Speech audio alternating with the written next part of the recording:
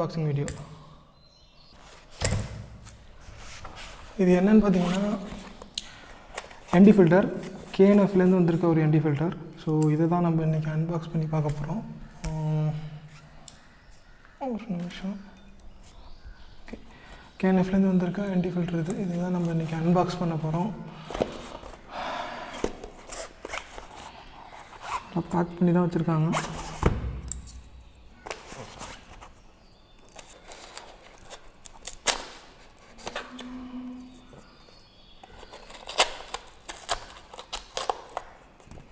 இந்த அளவுக்கு பொறுமையாக நான் எதையும் அன்பாக்ஸ் பண்ணதில்லை.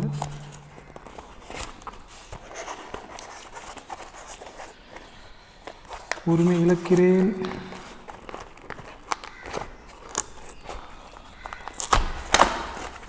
எடுத்துட்டேன்.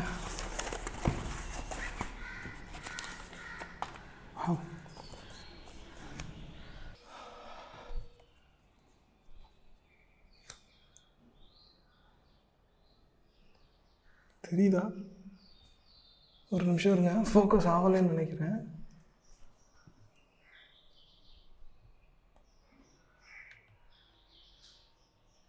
வயலில் தான் இருக்குது. தெரியுதா? ND filter from KNF. Serial பிரிக்காமல் அப்படியே இருக்குது. இதை தான் நம்ம பிரிக்க போகிறோம்.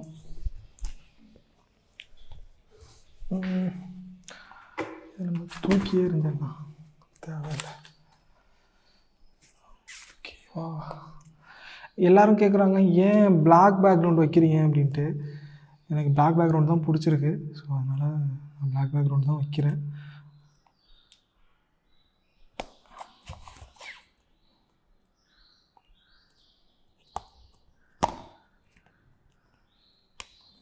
இது 72M இது. ஏன்னா நான் வச்சுருக்கிறது வந்து A6400 கேமரா.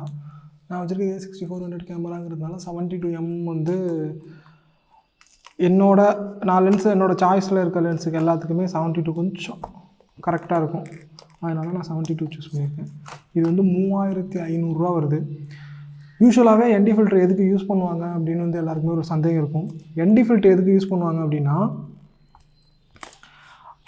நீங்கள் ஒரு வீடியோ பார்க்குறீங்க அப்படிங்கிற இடத்துல, நீங்கள் வீடியோ ஷூட் பண்ணுறீங்கிறப்ப மத்தியான டயத்தில் இல்லை ரொம்ப ஒரு சூரியனோட ஒளி பயங்கரமாக இருக்கிற நேரத்தில் உங்களால் வந்து ஒரு பர்ஃபெக்டான ஒரு வீடியோ ஷூட் பண்ணவே முடியாது.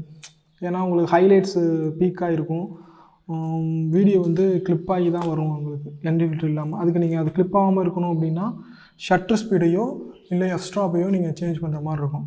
ஸோ அந்த டயத்தில் இந்த ND ஃபில்டர் யூஸ் பண்ணிங்க அப்படின்னா உங்கள் கேமரா லென்ஸு போடுற மாதிரி இருக்கும். இந்த ND ஃபில்டரை இல்லை இதை யூஸ் பண்ணிங்க அப்படின்னா உங்கள் ஷட்டர் ஸ்பீடும் நீங்கள் 1/48 இல்லை 1/50 வச்சுக்கலாம். எக்ஸ்ட்ராப்னா இந்த அப்பச்சர்னு சொல்லுவாங்க, பேக்ரவுண்ட் ப்ளர் வர்றதுக்காக உள்ளது.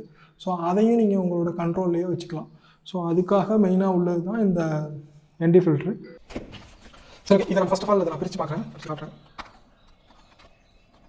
ஃபஸ்ட் டைம் நான் பிரிக்கிறேன். சூப்பராக பேக் பண்ணிப்பாங்க. சாதா ஃபில்டர் மாதிரின்னு சொல்ல முடியாது, செம்மையாக பேக் பண்ணிப்பாங்க. நான் இப்போ ஃபஸ்ட் டைம் பிரிக்கிறேன். இப்போ தான் பிரிக்கணும்னு தெரியல. ஓகே,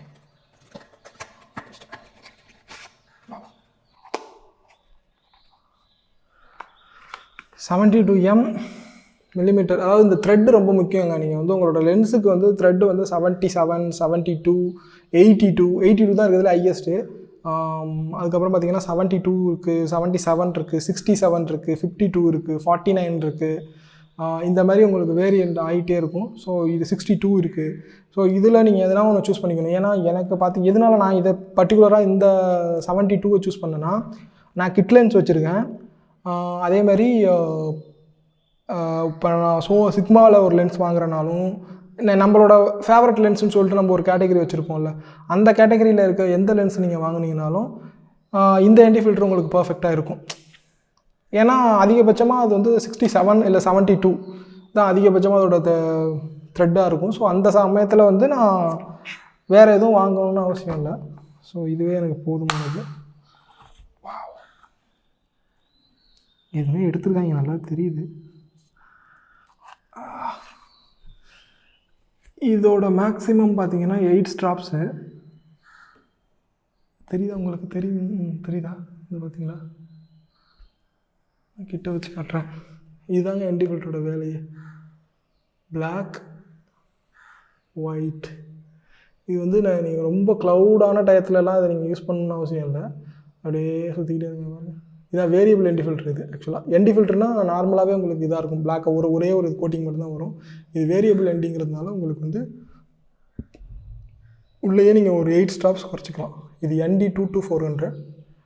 இது எனக்கு தெரிஞ்சு பெட்டராக இருக்கும் அப்படின்னு சொன்னாங்க, நெட்லலாம் படித்தேன். சரி ஓகே தென் இதை சூஸ் பண்ணுவோம் அப்படின்னு சொல்லிட்டு இது சூஸ் பண்ணேன். ஸோ இதை வச்சு நான் இப்போ காமிச்சேன் அப்படின்னா வீடியோ எப்படி இருக்குன்னு பார்ப்போம். சும்மா ஜஸ்ட் லைக் ஒரு இது வீடியோ ஒன்றுமே தெரியல. லைக்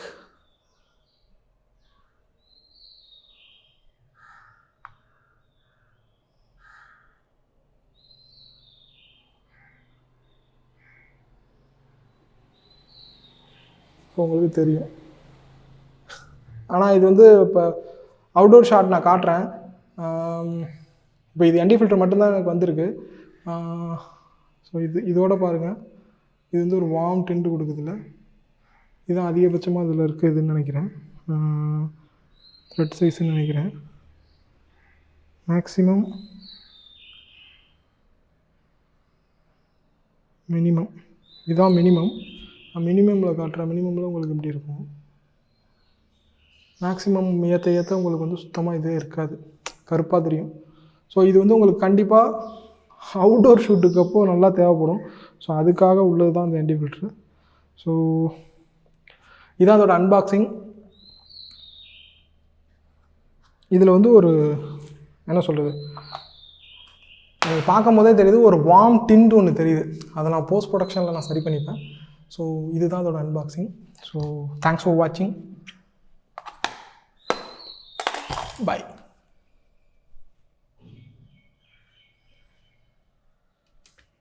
இப்போ வீடியோவில் பாருங்கள். இப்போ ISO பார்த்தீங்கன்னா 400 இருக்குது. ஸோ ISO வந்து நான் குறைக்கிறேன், 100 குறைக்கிறேன்.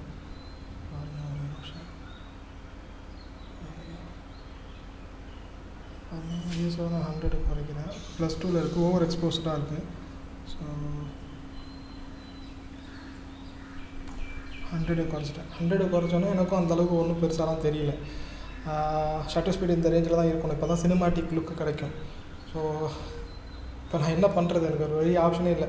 என்ன பண்ணலான்னா, நான் இப்போ வந்து ஒரு விஷயம் பண்ணலாம் அப்படின்னா, எக்ஸ்ட்ராஃபை அதிகப்படுத்தலாம். எக்ஸ்ட்ராஃபை அதிகப்படுத்தினேன் அப்படின்னா,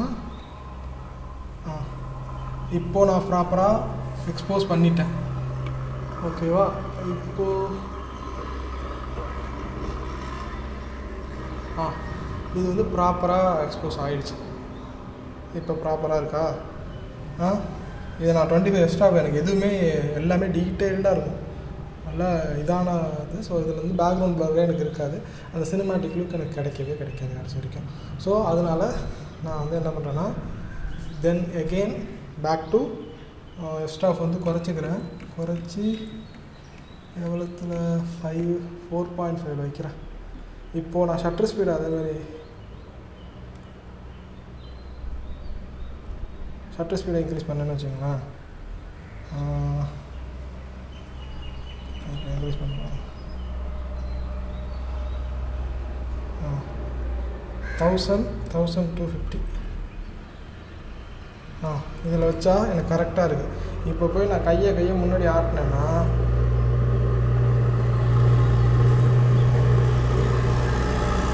ரொம்ப இதாக இருக்கும். லைக் நான் கையாடுறேன்,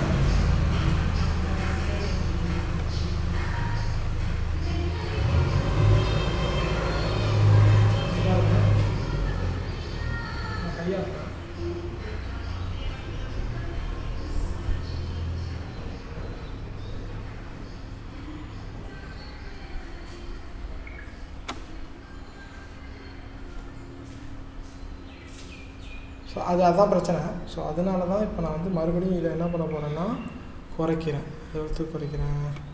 எக்ஸ்ட்ராவாக மறுபடியும் இது ஷட்டர் ஸ்பீடை 1/50 வச்சுருக்கேன். ஸோ இப்போது ஓவர் எக்ஸ்போஸ்டு. ஸோ இந்த நேரத்தில் தான் நான் என்னோடய ND ஃபில்டரை யூஸ் பண்ண போகிறேன். ஸோ இப்போ வந்து நார்மல் ஆகிட்டு பாருங்கள். ஸோ இது இன்னும் நான் குறைக்கணும் அப்படின்னா இதுவும் ஓவர் எக்ஸ்போஸில் தான் இருக்குது. ஸோ இப்போ பாருங்கள், அதனால் எனக்கு இந்த ப்ராப்ளம்.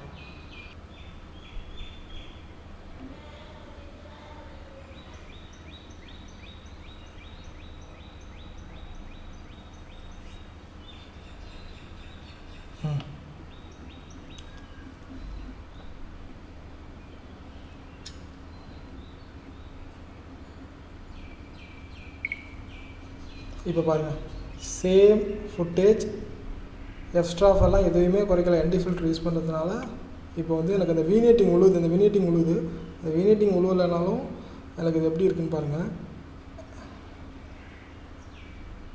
ப்ராப்பராக எக்ஸ்போஸ் ஆகுது. சரிதா? இப்போ இது எஃப்ஸ்ட்ராஃப் இது இல்லாமல், ND ஃபில்டர் இல்லாமல், ND ஃபில்டரோட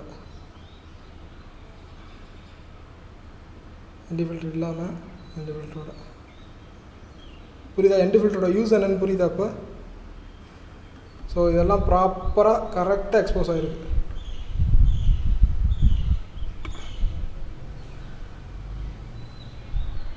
ஃபைவ் ஸ்ட்ராப் இது பண்ணியிருக்கேன். 8 ஸ்ட்ராப்பில் 5 ஸ்ட்ராப் பண்ணியிருக்கேன், யூஸ் பண்ணிட்டேன். ஸோ பர்ஃபெக்டாக இருக்குது எனக்கு. நான் மத்தியான நேரத்தில் நான் அது வேறு எதுனா ஷூட் பண்ணணும், எதுனா அவுட்டோரில் ஷூட் பண்ணணும் அப்படின்னா இதை கண்டிப்பாக நான் யூஸ் பண்ணியே தான் ஆகணும். யூஸ் பண்ணால் தான் இந்த மாதிரி ப்ராப்பரான ஒரு அவுட்டு கிடைக்கும் எனக்கு. ஸோ தேங்க்ஸ் ஃபார் வாட்சிங். ND ஃபில்டரோட யூஸ் பண்ணிட்டேன். பட் ND ஃபில்டரில் என்னென்ன இது வேரியன்ட் இருக்குது அப்படிங்கிறத நான் உங்களுக்கு காட்டுறேன் அப்புறம், இல்லை கொஞ்சம் லேட்டாக.